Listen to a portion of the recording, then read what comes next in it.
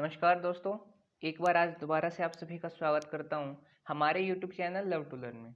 तो दोस्तों, ornamental horticulture के आज हम लेक्चर नंबर 2 में बात करेंगे कि इम्पोर्टेंस ऑफ लैंडस्केपिंग, यानी जो लैंडस्केपिंग है उसका क्या इम्पोर्टेंस है। जैसे कि मैंने आपको पहले भी बताया था, ये जो वीडियो है उन स्टूडेंट के लिए बहुत ही ज़्यादा बेनिफिशियल है जो अपने एग्रीकल्चर के सेशन के थ्रू, मीन्स एग्रीकल्चर का जो एकेडमिक सेशन है उसके दौरान वो लोग ऑर्नामेंटल हॉर्टिकल्चर नाम के एक सब्जेक्ट को पढ़ते हैं। तो चलिए दोस्तों, हम लोग बात करते हैं कि इम्पोर्टेंस ऑफ लैंडस्केपिंग क्या है। इम्पोर्टेंस ऑफ लैंडस्केपिंग, जैसे मैंने आपको पहले बताया था कि लैंडस्केप और लैंडस्केपिंग में क्या अंतर होता है। लैंडस्केप मतलब क्या होता है, जो धरती के समतल होता है कोई चीज़। जैसे कि आप लोग चलते हैं, हम लोग चलते हैं, तो क्या होता है, वो लैंडस्केप होता है, यानी क्योंकि हम धरती के समान चलते हैं, यानी धरती के ऊपर हम अपने पैरों को रखते हैं और चलते हैं। और लैंडस्केपिंग एक ऐसा प्रोसेस है जिसके थ्रू हम किसी भी एक पर्टिकुलर एरिया को या किसी भी एरिया को सजाते हैं, यानी किसी भी टाइप के ऑर्नामेंटल क्रॉप्स को लगा के, फ्लावर्स को लगा के, तो वो लैंडस्केपिंग कहलाता है। तो इसमें दोस्तों पहला जो इसका इंपॉर्टेंस है वो है bio aesthetic planting. Bio aesthetic planting मतलब होता है यानी कि किसी भी एक एरिया को एस्थेटिक जो प्लांट होते हैं, जो सौंदर्यात्मक प्लांट होते हैं, उनकी हेल्प से उस एरिया को सजा देना। Term bio aesthetic planting given by professor Lancelot Hogben, यानी कि जो बायो एस्थेटिक प्लांट का जो टर्म है वो पहली बार दिया गया था प्रोफेसर लेंसलेट होगबेन के द्वारा। Meaning proper utilisation of available flora and fauna in the beautification of the surrounding. यानी कि दोस्तों, जो ये बायो एस्थेटिक प्लांटिंग है, इसका मीनिंग क्या होता है कि प्रॉपर यूटिलाइज करके, यानी कि जो भी अवेलेबल फ्लोरा और फोना है उसका यूज करके अपने आसपास की जो सराउंडिंग है उसको ब्यूटीफाई करना। यानी कि फ्लोरा फोना मतलब क्या होता है, फ्लोरा में आपके यानी कि जो भी छोटे मोटे कीट पतंग आ गए, जो कि किसी भी एक एरिया में होना चाहिए। जैसे कि आप किसी बाग या बगीचे में जाते हैं, मान लीजिए आप वहाँ पे आपने बहुत सारे पौधे लगा दिए, बहुत सारे फूल फल सब्जियां ये सब लगा दिया आपने, लेकिन वहाँ पे कोई भी पशु पक्षी या फिर कोई भी ऐसे कीट पतंग जो कि उस इन्वायरमेंट के लिए सुटेबल होने चाहिए, यानी कि उस इन्वायरमेंट में होनी चाहिए, वो चीज़ नहीं होती है, तो वो एरिया कुछ सूना सूना सा लगता है।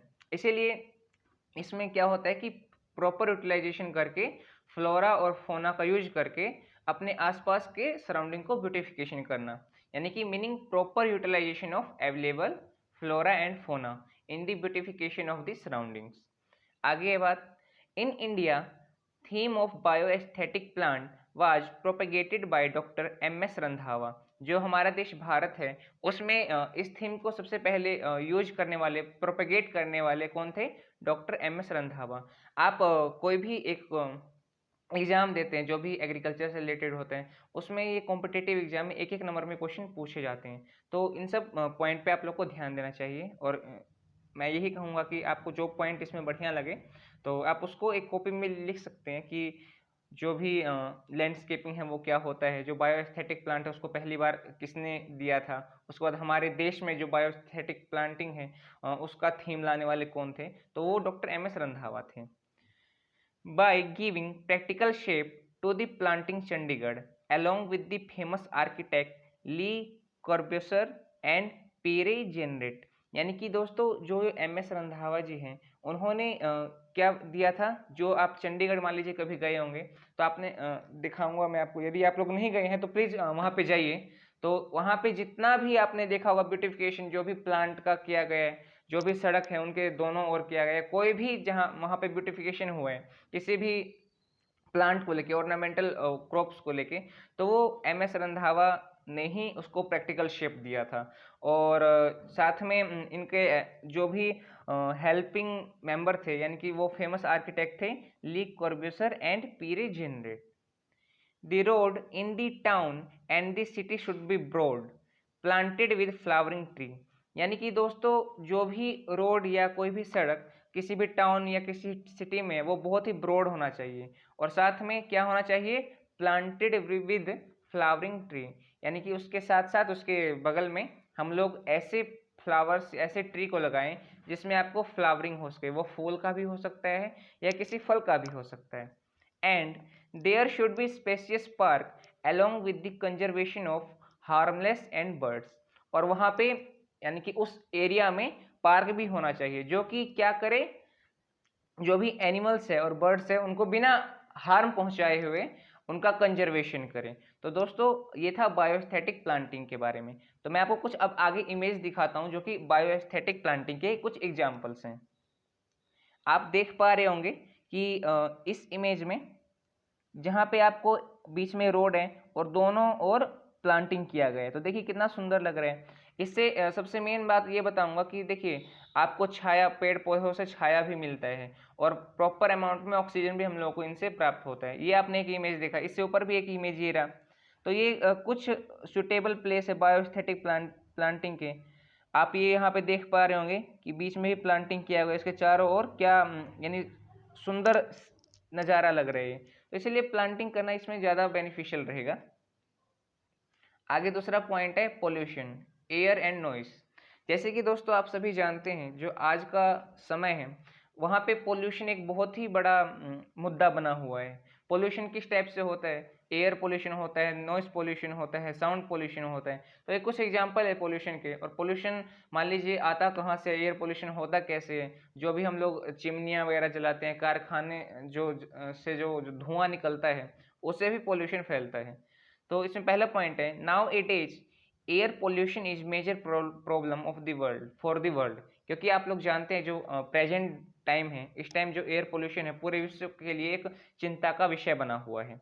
The smoke from coal ovens या चूल्हाज, जो धुआं है जो कि आपको कोयले से निकलता है या फिर चूल्हे से निकलता है, of the residential house, the dust and the smoke from the grinding mills and chimneys of the factories and the exhaust fumes from the motor vehicles all add to the pollution of our city। यानी कि दोस्तों जो भी कोयले का धुआं हो गया, साथ में जो भी ग्राइंडिंग मिल्स हो गए, चिमनी हो गई, जो मोटर व्हीकल्स होते हैं यानी फिर कार हो गया, मोटरसाइकिल हो गया, उनसे जो निकला हुआ धुआं है वो हमारे इन्वायरमेंट में हवा के साथ मिल जाता है और जो भी इन्वायरमेंट है उसको पोल्यूट कर देता है। The role of open space such as parks and of living plants in checking air pollution is well known। जो भी आपको पार्क है, जो भी आपको लिविंग प्लांट्स हैं, तो जो भी एयर पोल्यूशन है इनके ऊपर भी एक नकारात्मक प्रभाव छोड़ता है। और साथ में जो भी पार्क या ज़्यादा से ज़्यादा आप लोग प्लांट का यहाँ पे हम लोग बात कर रहे हैं तो ये लोग लगाते हैं तो इससे पोल्यूशन कम होता है।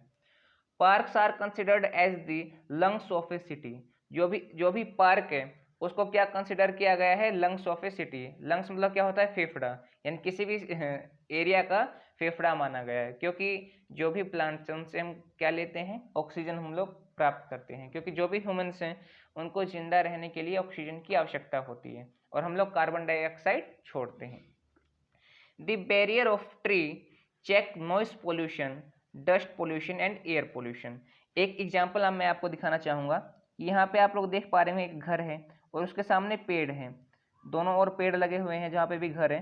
तो देखिए आप अपने आसपास किसी भी टाइप के प्लांट्स को या किसी भी टाइप के पेड़ को लगाते हैं तो इससे आपको क्या सबसे बड़ा बेनिफिट होगा कि देखिए जब आपका घर मान लीजिए रोड के साइड में है तो जो भी व्हीकल्स जाते हैं ना आपके घर के सामने से, तो वो साउंड पोल्यूशन जिसे हम कहते हैं, साउंड करते हुए जाते हैं।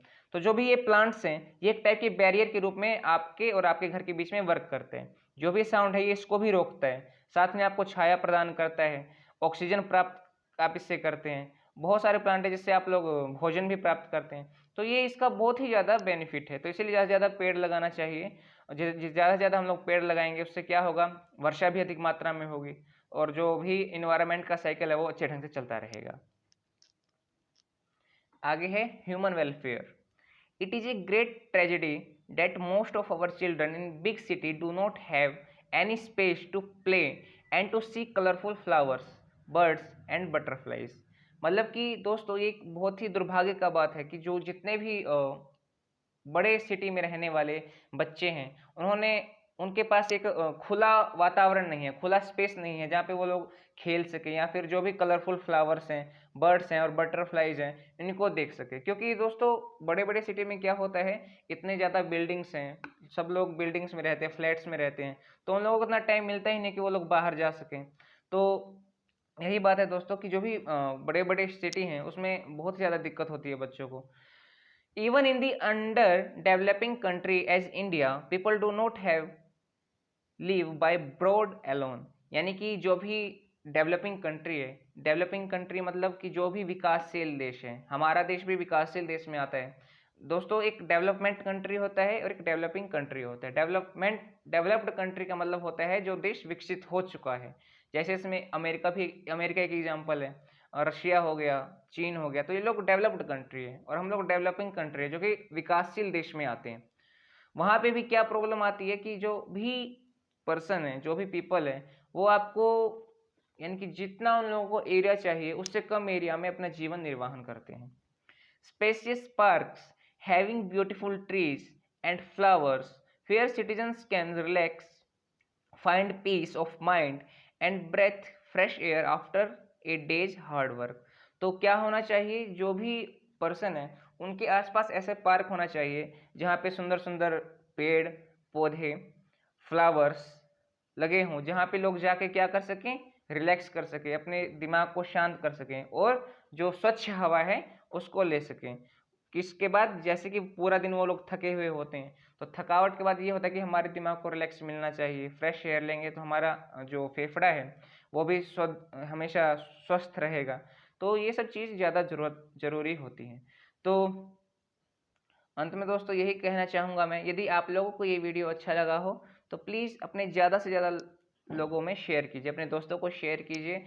और साथ में यदि आप लोग हमारे टेलीग्राम ग्रुप को ज्वाइन करना चाहते हैं उसको भी ज्वाइन कर सकते हैं, व्हाट्सएप ग्रुप को भी ज्वाइन करना चाहते हैं तो उसको भी कर सकते हैं, और इंस्टाग्राम पे भी ज़रूर फॉलो कर सकते हैं। और यदि आप लोग जो मैंने ये भी वीडियो बनाया इसका पीपीटी लेना चाहते हैं तो मैंने डिस्क्रिप्शन में टेलीग्राम ग्रुप और व्हाट्सएप ग्रुप का लिंक दे दिया है, आप उसको ज्वाइन कीजिए, वहाँ से आपको इस लेक्चर का पीपीटी मिल जाएगा।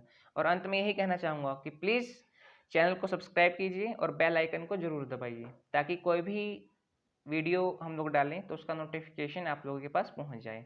धन्यवाद।